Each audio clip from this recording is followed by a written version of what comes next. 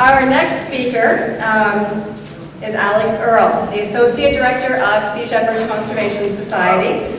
He has played an integral role in restructuring Sea Shepherds operations globally, and he's also been critical in developing and maintaining some really highly beneficial relationships, corporate relationships and private relationships that have really worked to benefit marine wildlife worldwide. Alex holds a degree from the University of British Columbia with a double major in world history and political science. He puts both of those to use on a pretty regular basis, as you might imagine if you know about Sea Shepherd. Alex has also volunteered and worked in several countries around the world, including Canada and the United States, Costa Rica, and Japan. And he is passionate about the plight of all sentient life on Earth, but particularly honored to be a part of defending, conserving, and protecting marine wildlife worldwide as a part of Sea Shepherd every day. So please join me in welcoming Earl.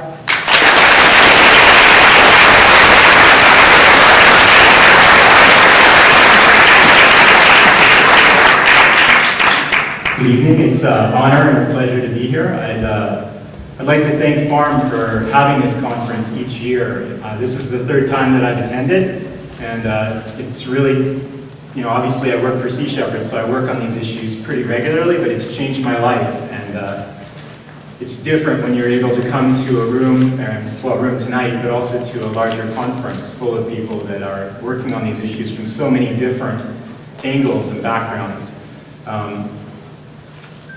I think Alex briefly touched on the history and the mission of Sea Shepherd. I'd like to welcome you here on behalf of Sea Shepherd Conservation Society. Sea Shepherd was founded in 1977 to defend, protect, and conserve ocean wildlife worldwide. Our inspiration and founder is Captain Paul Watson. He's attended several of these events.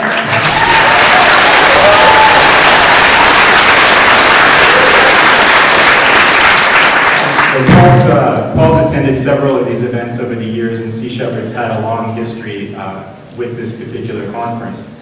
And Paul's here again for this year's conference, so you'll have a chance to hear from him and about his past and exploits.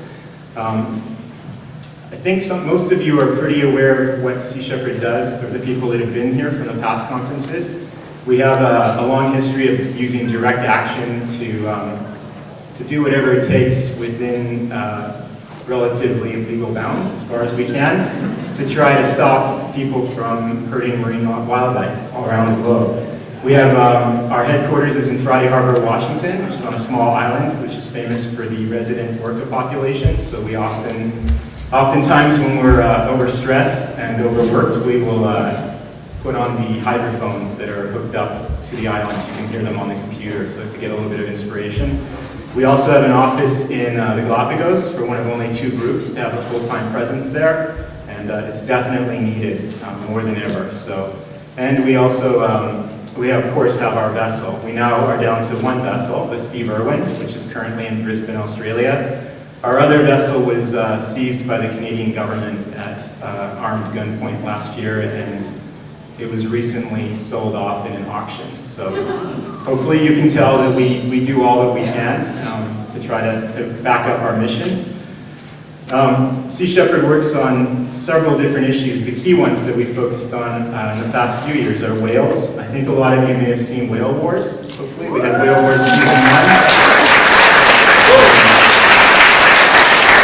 1. Whale Wars Season 1, it was I believe the first episode and the season through it was the highest rated show on Animal Planet in 10 years.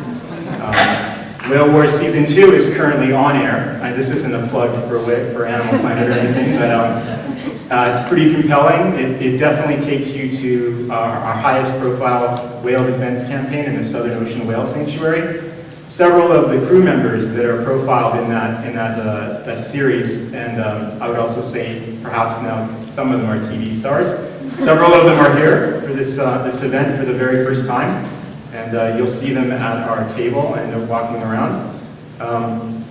Also, several of the crew members that are here have actually, they've put it all on the line. Not only when our vessel leaves port, we train as best as we can. We hope the vessel will come back safely.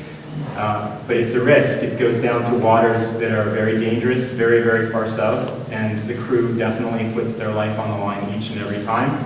So it's an honor for me to work with all of them because they're living heroes, just as Captain Watson is.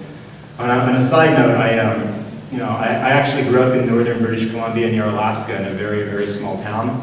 It was pro-mining, pro-logging, pro-hunting, and probably pretty anti-vegetarian. I wasn't vegetarian at the time, but I don't even remember that being an option. Captain Watson he brought the concept of environmentalism and animal rights into my family home.